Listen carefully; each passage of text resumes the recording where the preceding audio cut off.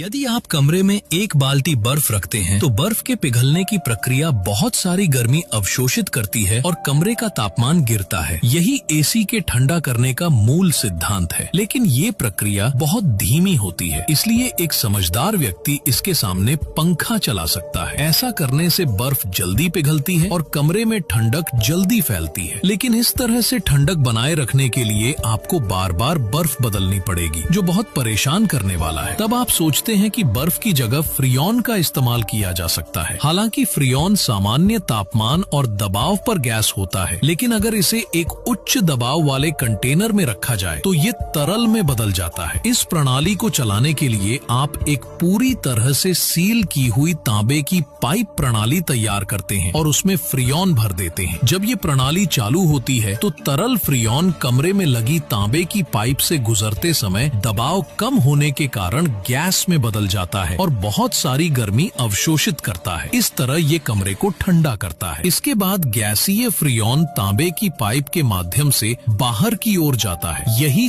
ताप का प्रवाह है। अब सवाल है कि फ्रियोन को कैसे बार बार इस्तेमाल किया जाए। आप तांबे की पाइप में एक कंप्रेसर लगाते हैं। गैसीय फ्रियोन कंप्रेसर से गुजरते समय उच्च दबाव में आ जाता है, जिससे इसका तापमान लगभग 80 डिग्री सेल्सियस तक बढ़ जाता है। फ्रियोन को ठंडा करने के लिए आप पाइप के बाहर एक फैन लगाते हैं। ये सेटअप कंडेंसर कहलाता है। जब गैसीय फ्रायोन कंडेंसर के तांबे की पाइप से गुजरता है तो ये कुछ गर्मी बाहर छोड़ देता है और उच्च दबाव वाली गर्म गैस फिर से तरल में बदल जाती है। इसके बाद ये पाइप के माध्यम से कमरे की ओर लौटती है, लेकिन इस समय इसका तापमान अभी भी बहुत अधिक होता है और ये ठंडा करने के लिए पर्याप्त नहीं होता। इसलिए आप कमरे में लगी तांबे की पाइप पर एक एक्सपेंशन वाल्व लगाते हैं। उच्च दबाव वाला तरल फ्रायोन एक्सपेंशन वाल्व में आते ही तुरंत अपना दबाव खो देता है और उसका तापमान बहुत तेजी से गिर जाता है। फिर ये शुरुआती सर्कुलर पाइप में जाता है और पूरे सिस्टम में फिर से सर्कुलेट करने लगता है। कमरे में ठंडक बढ़ाने के लिए आप सर्कुलर पाइप के पास एक सर्कुलर फैन भी लगा सकते हैं, जो ठंडी हवा को पूरे कमरे में फैलाने में मदद करता है। आप एक्सपेंशन वाल्व के पास टेम्परेचर सेंसर भी लगा सकते हैं, जिससे तापमान को सटीक रूप से नियंत्रित किया जा सके। अगर आप इस पूरी प्रणाली को एक इंडोर यूनिट और एक आउटडोर यूनिट में बांट दें और इंडोर यूनिट कमरे में और आउटडोर यूनिट बाहर स्थापित करें, तो इस तरह हम और आप मिलकर एयर कंडीशनर यानी एसी